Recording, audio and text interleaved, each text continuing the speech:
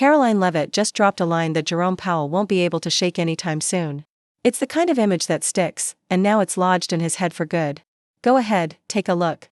But unfortunately, we have interest rates that are still too high. So the president sent this note to the Fed chair. Today the president slipped a note to the Fed chair, adding fuel to the Trump team's push for rate cuts. Caroline came in prepared for battle, but less than 24 hours later, Powell fired back, taking a sharp swipe at Trump's tariffs. But, Chair, would the Fed have cut more by now if it weren't for the tariffs? So I think that's right. In effect, we went on hold when we saw the size of the tariff. That's why today we're breaking down this whole sideshow, not to cheerlead for any party, but to serve up something rare, common sense. So if you're the type who thinks for yourself, hit that subscribe button and let's get into it. The president has consistently stated the American economy is booming, and there were so many economic analysts who said that this president's policies would drive our economy down, when in fact we have seen the opposite. We've seen a massive deregulation campaign take place.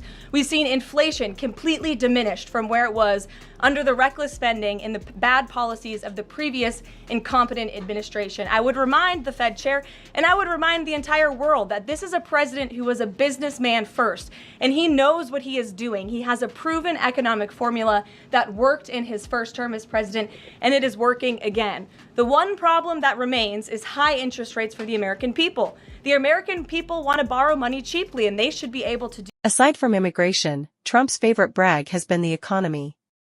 Sure, his tariff moves gave Wall Street a few jitters, but when you actually look at the numbers, a lot of the media's panic reads more like clickbait than crisis.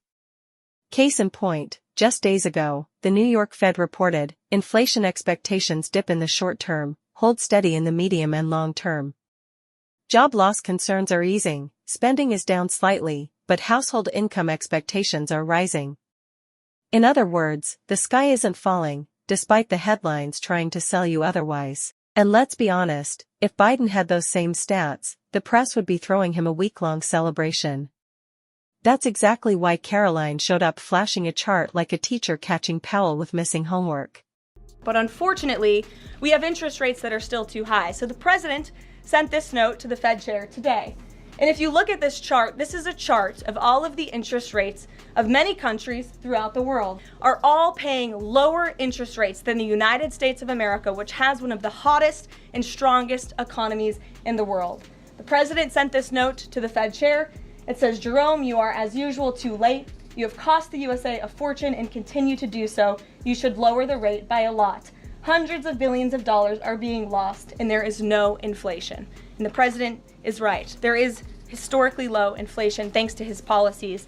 And we will continue to drive down the cost of living in this country for Americans. We will continue to deregulate. The latest push for rate cuts boils down to a straightforward pitch: cheaper loans for everyone, giving the economy a quick jolt of energy.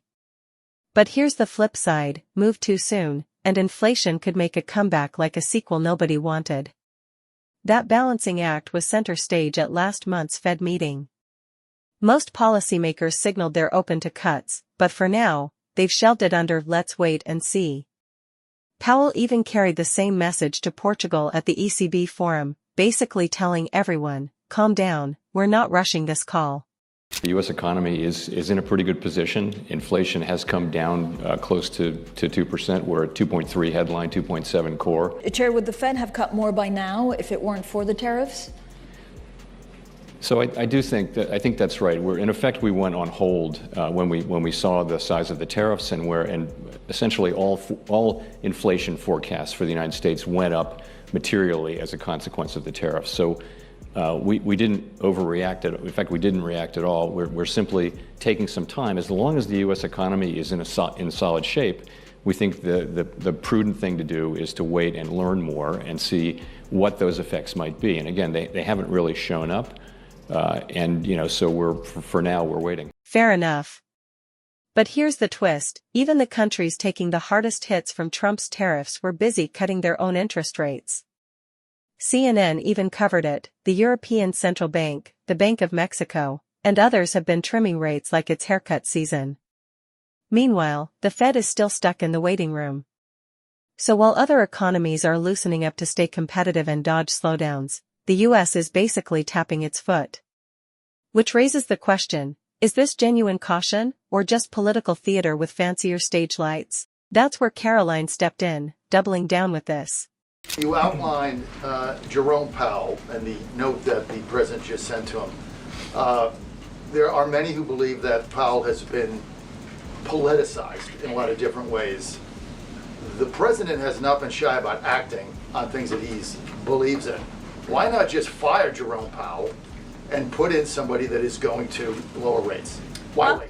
Well, it's a good question, and one you can ask the president, because that's a decision for him to make. But you're right to point out the politicization of the Fed, and it's very unfortunate for our country. But Jerome Powell cut rates numerous times ahead of the election when Joe Biden was in this Oval Office, but now he refuses to, and the economy is in a much better place. So there really isn't a good explanation for that, and the president is rightfully calling attention to it. The Fed is supposed to be the neutral referee of the economy, but some people saw Jerome's tariff comments as more of a political swipe than an impartial judgment. And to be fair, this isn't the first time that lines looked blurry. Remember 2020? That's when they rewrote their mission statement, shifting the focus from inflation first to jobs first, laced with plenty of inclusive language.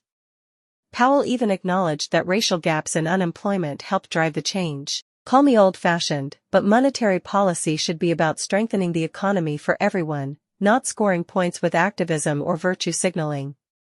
And on the subject of points, Trump's been keeping track. He's amped up his criticism of Powell, even going so far as to call for his resignation. Jerome Powell, who you've been pressuring to lower interest rates, he's facing accusations of lying to Congress, which is a potential crime. About the well, then he should resign immediately. We should get somebody in there that's going to lower interest rates. Do you want congressional Republicans? Why don't you call for his resignation? Do you want congressional Republicans to investigate and pursue? It's okay with me. I think he's terrible. I think, look, we're paying, I call him too late. T-O-O, too late. Like Too Tall Jones for the Dallas Cowboys, right? Too late. He's always late. But he wasn't late with Biden before the election. He was cutting him like crazy. It didn't help too much, did it? But he was cutting him like crazy before the election with Kamala. This isn't Powell's first round under this kind of pressure. Think back to 2019, when Trump's public frustration hit a boiling point and chatter about Powell's job security was nonstop. When someone finally asked him point blank if he'd step down at the president's request, his response was short, sharp, and crystal clear. Some of the president-elect's advisors have suggested that you should resign. If he asked you to leave, would you go? No. Can you follow up on, do you think that legally you're not required to leave? No. These remarks get especially interesting for two big reasons. First, they come off less like a suggestion and more like a shove, pushing supposedly independent policymakers to sync up with the president's agenda, whether they agree or not. Second, the Supreme Court already ruled back in May that Trump can't just fire Powell on a whim. That's why some analysts think the administration might be setting the stage, either hunting for a legal loophole to force him out or cranking up the pressure until Powell quits on his own. So what's your take? Is this a high-stakes chess match, or just political theater with fancier popcorn?